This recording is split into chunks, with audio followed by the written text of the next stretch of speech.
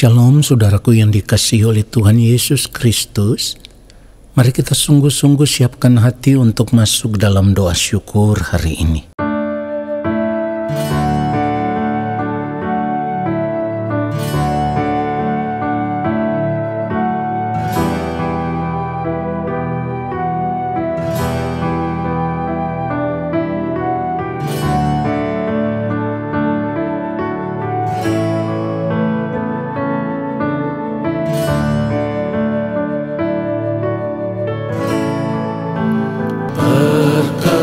Perkenankan hamba-Mu, ya Bapa,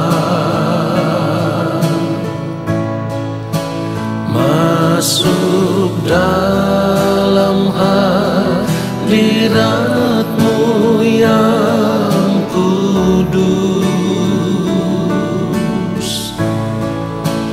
Perkenankan hamba-Mu, ya Yesus, sujud menyembah dalam kekudusan.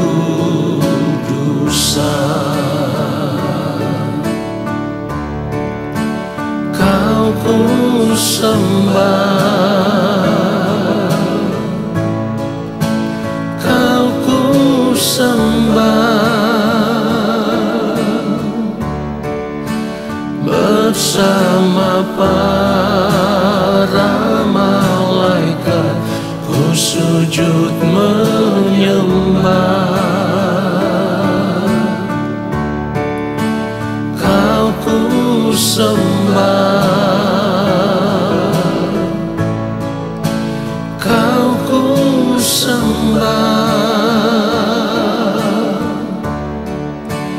bersama para malaikat ku sujud menyembah.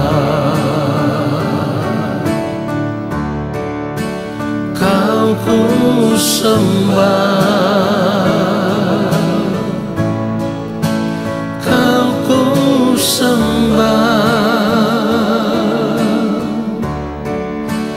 bersama para malaikat ku sujud menyembah. Kau ku sembah, Kau ku sembah,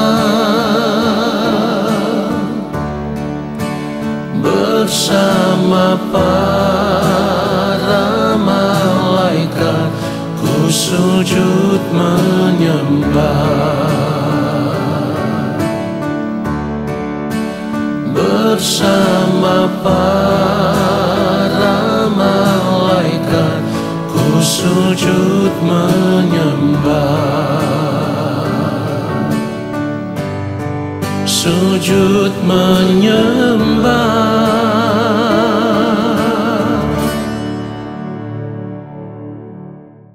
Mari kita berdoa.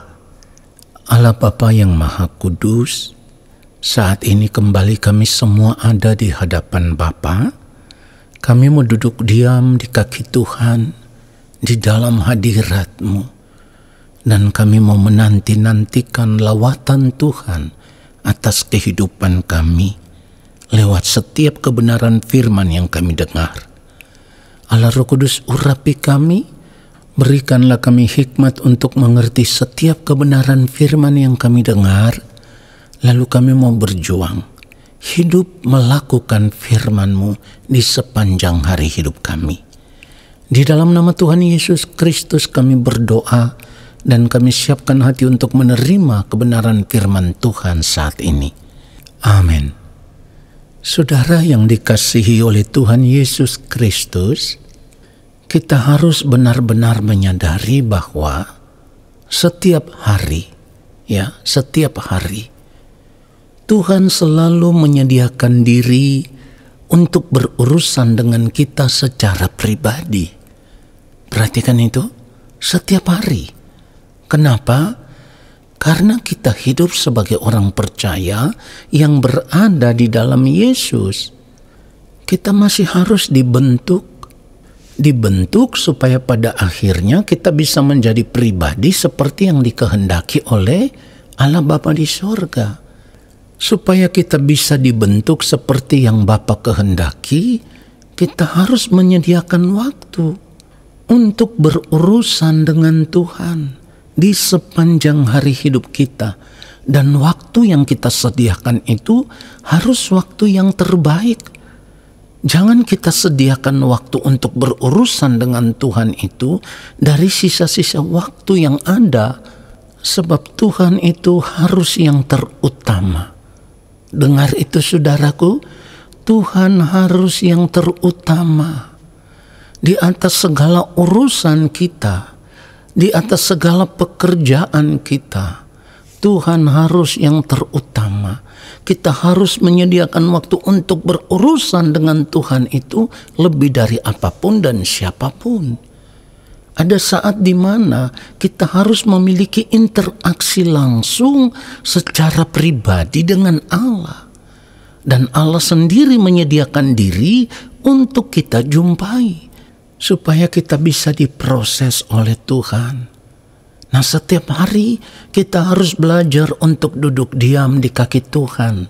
Saudaraku, kalau kita membaca kebenaran firman Tuhan di dalam doa Bapa kami yang ditulis di dalam Matius 6 mulai ayat 9 sampai ayatnya yang ke-13, pada ayat yang ke-11 ada kalimat doa yang berbunyi, berikanlah kami pada hari ini makanan kami yang secukupnya. Saudara, kalimat doa ini hendak menunjukkan kepada kita bahwa setiap saat kita harus hidup bergantung kepada Tuhan. Kita harus hidup bersandar kepada Tuhan. Kita harus menjadikan Tuhan itu segala-galanya dalam kehidupan kita. Orang percaya yang hidup bergantung, bersandar, berharap, berlindung kepada Tuhan, bukan sekedar supaya setiap hari Tuhan bisa memberkati hidupnya. Bukan seperti itu. Kalau kita berharap, berlindung, bersandar kepada Tuhan, karena Tuhan mau supaya kita memiliki tujuan hidup yang benar. Dan tujuan hidup orang percaya yang benar itu hanya satu, Tuhan dan kerajaannya. Kita harus menetapkan tujuan hidup kita, hanya Tuhan dan kerajaannya. Kenapa? Ya karena tidak selamanya kita hidup di dunia ini. Jadi kalau kita berharap kepada Tuhan, bersandar kepada Tuhan, berlindung kepada Tuhan, menyediakan waktu yang terbaik untuk berurusan dengan Tuhan, hal itu semata-mata supaya kita bisa belajar untuk mengerti apa yang menjadi kehendak Tuhan.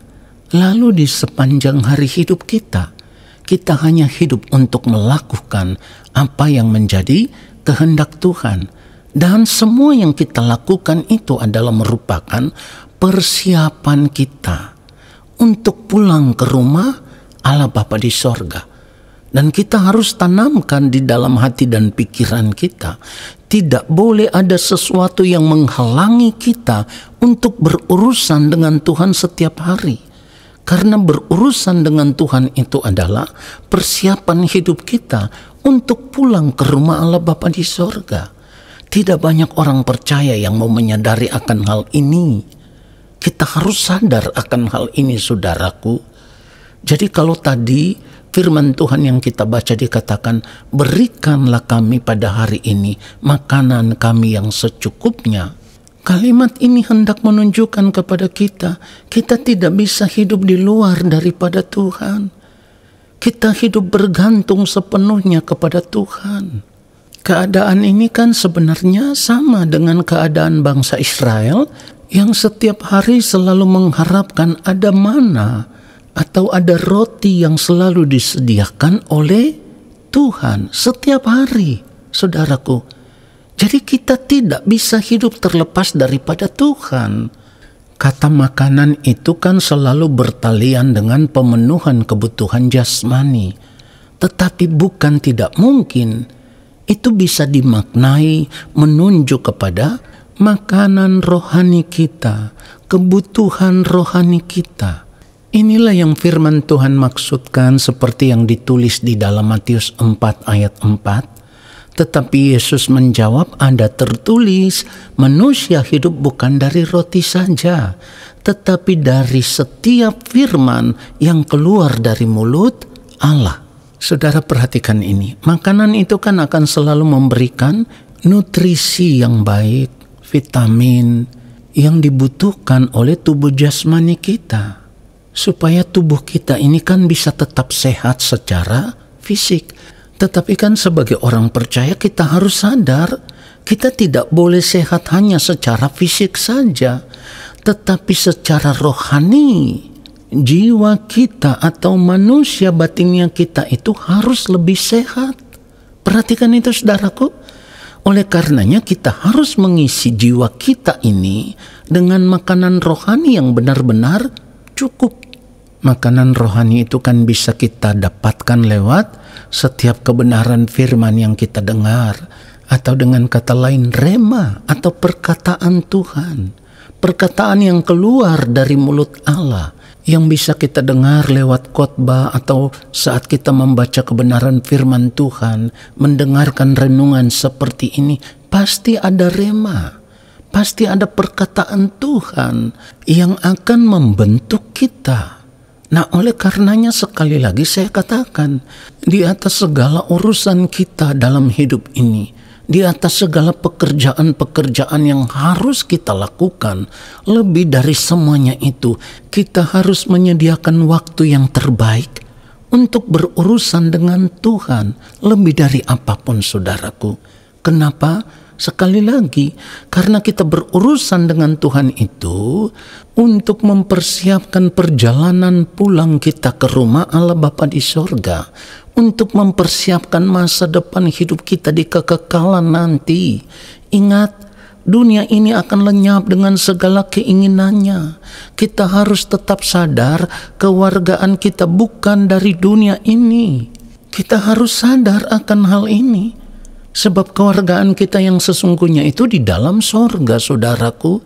Filipi pasal 3 ayat 20, firman Tuhan katakan karena kewargaan kita adalah di dalam sorga. Dan dari situ juga kita menantikan Tuhan Yesus Kristus sebagai Juru Selamat. Inilah yang menjadi alasan mengapa setiap hari kita harus menyediakan waktu yang terbaik untuk berurusan dengan Tuhan, supaya kita terus diubah, kita terus dibaharui, kita terus dibentuk menjadi pribadi seperti yang dikehendaki oleh Allah Bapa di sorga, supaya ketika yang mulia Tuhan Yesus Kristus datang untuk menjemput orang percaya, atau ketika waktu Tuhan tiba atas kehidupan kita secara pribadi, hidup kita boleh ditemukan ada di dalam keadaan yang benar-benar berkenan. Saudaraku, satu hal yang harus kita sadari, di dalam menjalani hidup ini ada peristiwa-peristiwa hidup yang kita alami seringkali dipakai Tuhan untuk membentuk kita, untuk menyempurnakan kita. Karena memang ketika waktu Tuhan tiba itu kita harus ditemukan dalam keadaan yang benar-benar sempurna. Sempurna seperti Bapa di sorga yang adalah sempurna. Dan kesempurnaan hidup bagi orang percaya itu wajib. Saya ulang sekali lagi, kesempurnaan hidup bagi orang percaya itu wajib. Jadi kalau kita tidak menyediakan waktu khusus untuk berurusan dengan Tuhan setiap hari, maka kehidupan kita tidak akan pernah dibaharui. Kita tidak akan pernah berubah. Kita tidak akan pernah dibentuk menjadi pribadi seperti yang dikehendaki oleh Allah. Dengan demikian, kehidupan kita pasti tidak berkenan kepada Allah. Dan ini yang sangat mengerikan, saudaraku. Saudara dengar ini. Hidup kita harus benar-benar sempurna. Jika tidak, kita binasa. Ya, jika tidak kita binasa. Itulah kenapa firman Tuhan katakan di dalam Yakobus 4 ayat 5, janganlah kamu menyangka bahwa kitab suci tanpa alasan berkata, roh yang ditempatkan Allah di dalam diri kita diingininya dengan cemburu. Allah Bapa di sorga tidak ingin kita binasa. Mari kita sadar akan hal ini, lalu kita mengambil keputusan untuk berubah. Kita mau menyediakan waktu yang terbaik. Setiap hari kita mau berurusan dengan Tuhan, karena Tuhan sendiri menyediakan dirinya untuk berurusan dengan kita, supaya kehidupan kita bisa berkenan kepada Allah, supaya kita tidak binasa di kekekalan. Biarlah kebenaran firman Tuhan ini memberkati kita semua. Amin. Mari kita berdoa. Terima kasih Bapa untuk firman-Mu. Kami sadar sungguh seringkali dalam menjalani hidup ini kami tidak menyediakan waktu yang terbaik untuk mencari Engkau, untuk berurusan dengan Engkau ya Tuhan. Hari ini kami disadarkan oleh firman-Mu, dan kami mau menyediakan waktu yang terbaik di sepanjang hari hidup kami untuk berurusan dengan Engkau ya Bapa. Kami mau terus mencari wajah-Mu, menemukan apa yang menjadi kehendak-Mu, lalu kami mau hidup melakukan kehendak-Mu di sepanjang umur hidup kami. Terima kasih Bapa, kami sudah diberkati dengan firman-Mu, lalu saat ini kami mengangkat tangan di hadapan Bapa di sorga. Kami percaya Engkau akan menurunkan tangan dan memberkati hidup kami.